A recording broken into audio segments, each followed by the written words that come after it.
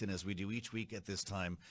If not the exact odds of a shutdown, what we can expect, what to watch here, maybe what the menu of options are for Speaker Mike Johnson, because Nathan has a way of reading the tea leaves that makes him special. It's good to see you, Nathan. Dean, thanks for coming over. We've got a State of the Union next week. Yep. Mike Johnson really going to let this happen with No. Joe Biden coming over? No, look, there's a lot of scary headlines going around right now, but I think they're going to come to a deal. And that deal could look several ways. One, they could kick the can for just, say, a week, and they need more time to come up. Because remember that when the House comes back, there's not 72 hours that they can read legislation and get that to the president's desk and so forth. So there could be a kick the can.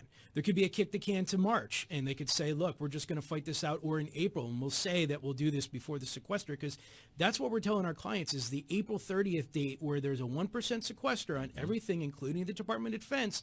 That's the date where we think that Ukraine aid and funding will come into play, and then some serious choices are going to be made here. But for this scenario, for this weekend, this is Speaker Mike Johnson's decision. Am I going to partially shut the government down? Am I going to allow President Biden to stand up in the State of the Union address and say, this opposition party is the one that's causing angst here? I don't think so. So I think that, he's going to obviously deal with this motion to vacate issue, but we've seen this before, and Congress is great at kicking the can. And I think that's going to do one more time. Getting really so. Despite all the vows from Mike Johnson himself, from Tom Emmer last week here on Bloomberg, there will not be another CR. You're saying there will be. Well, he called their bluff. He already did it once. And, if you do it twice, then you get a motion to vacate. And look, nobody wants to go through a motion to vacate process on the Republican Party except for maybe 5 to 10 members. Right. Because it took 3 weeks before. They went through Scalise and Jim Jordan and all these folks.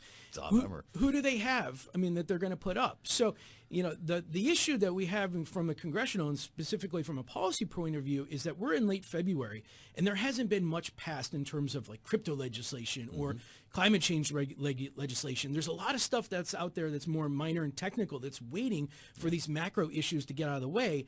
And I think a lot of people just want to say, look, I don't care about this. Just resolve it. Let me go home to my districts and say, I want to focus on the election instead. Yeah. Menu of options then, CR, we've discussed that, says vowed not to do it. Most likely, in your opinion. Let the government shut down.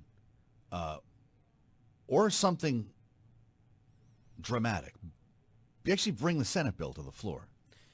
It's feasible. Let it go down. Yeah. Let them vote it down. It's feasible, but I think in terms of optics right now, the easiest thing for Speaker Mike Johnson to do is to just, he's meeting with the others, Senator Schumer, Senator McConnell, and Hakeem Jeffries, and the president, and so forth like that, is to come up with some type of, easy deal to just kick the can a few weeks. Don't really make any dramatic events or catalysts or anything that really changes the political calculus here. And instead, just go back to that tried and true playbook of kicking the can.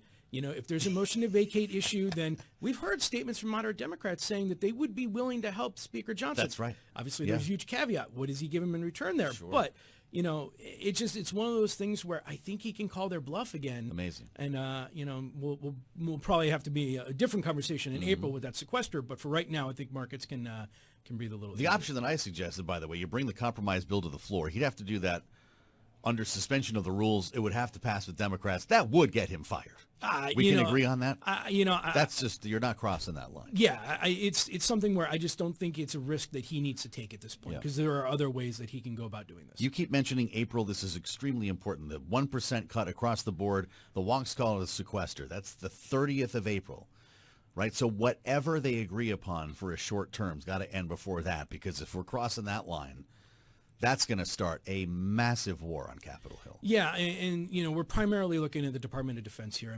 Apologies to all the other agencies, but it's the Department of Defense that really people care about. Homeland Security, though, could play into that, right? Exactly. With the border? But with the Department of Defense, you have a lot of bases in rural locations and so forth. Yes. So you could have members who say, look, I want a government shutdown. I want to cut spending. Oh, wait, you're going to cut spending from the one base in my district? No, I don't like that. So, but the problem is that, I think if you were to give the majority of people on Capitol Hill truth serum, they would say, look, we're just going to resolve this. We will put the Ukraine funding out there. We'll get it done. We'll focus on the election. But logistically, they're going to have to go through these motions to try and figure out, okay, how can we get the bill through this through the House? How can we get the bill through the Senate? How do we placate these 5 members here? And that's where the true risk is the logistical headaches of trying to get these bills through.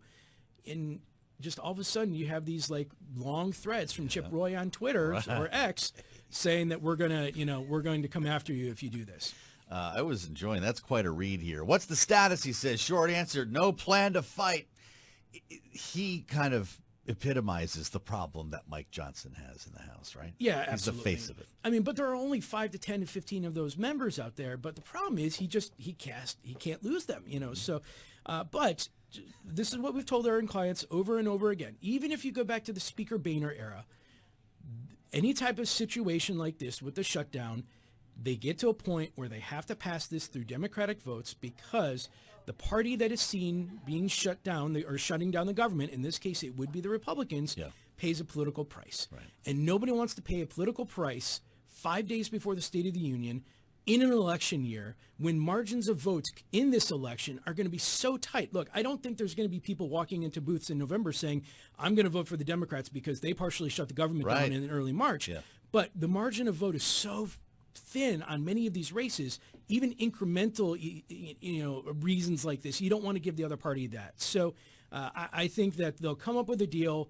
They're going to, probably stick their, hold their, noses while they're doing it. But I do think they'll kick the can to April. We're spending time with our friend Nathan Dean from Bloomberg Intelligence, the senior government analyst. Your phone rings about a lot of different things here. Let's stick with this State of the Union theme for a moment. We're a week out almost now. Typically, you start hearing news bubble up that weekend beforehand. He's going to want to make a bunch of announcements that night. What kind of news will be coming out of the agencies in the White House the next week? So there's really 2 things we think. One is junk fees. President Biden has had multiple executive orders on his ability to combat junk fees. And this is at the FTC and the CFPB, the Consumer Financial Protection Bureau. There is a bill out there, or a regulation out there, that's CFPB that I think they could finalize next week. And they're super secret about this, so they haven't announced it yet. But, this would be lowering credit card late fees. Right now, they're around $30. They would lower it to $8. That's one of the junk fees. The other thing is over at the SEC. There's lots of rumors going around town right now that the SEC wants to finalize their climate change disclosure rule on March 6th. Now, and this is where I think Senator Elizabeth Warren may not to be happy with the SEC. Bloomberg Law has done some great reporting that this rule, which requires all 6,900 public filers to disclose their climate change risks, there's this thing in there called Scope 3, and this is the climate change risk of their supply chain. So if you're a big conglomerate, all 10,000 of your suppliers, you have to identify their climate change risk. We've heard that's been pulled out. Wow. And that is going to raise the wrath of Elizabeth Warren. That's going to raise the wrath of a lot of progressives up on Capitol Hill. So this is something that Chairman Gensler is probably, look, I don't think he loses sleep about anything, but I think this is something that Chairman Gensler could potentially be losing sleep over in advance of Wednesday. Elizabeth Warren, for what it's worth, is going to be with us on Balance of Power, the later edition at 5 p.m. Eastern Time. Would love to ask her about this. If that happens, Nathan, do you see progressives sitting on their hands when the rest of the room is standing up for Joe Biden? I don't think so. I mean, ultimately, the race this November is a race between President Biden, the presumptive nominee, in our view, President Trump, and, people not voting. Have you called the presumptive at BI, or you're just saying that anecdotally? No, anecdotally. Okay. I mean, but what we're telling our clients is, look, Nikki Haley, obviously, I don't think has a path to winning states. Will we get to a convention? Will there be a contested convention? Anything's feasible.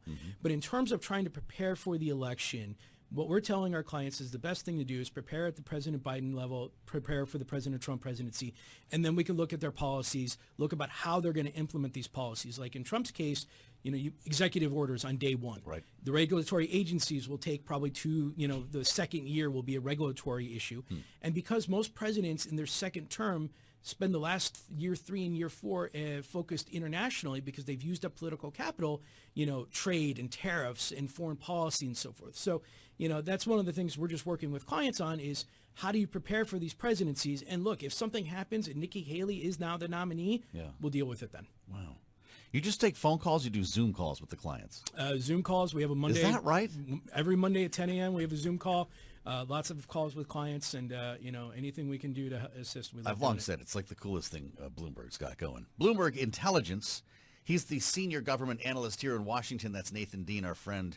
known to some as Dad around here. Great to see you, Nathan. Thanks for the setup, as always. Gives you a sense of what to wait for, what to look for in the next week as we try to clear through the clutter and get ready for the State of the Union that we'll, of course, bring to you with special coverage here on Bloomberg. Let's get up to date now.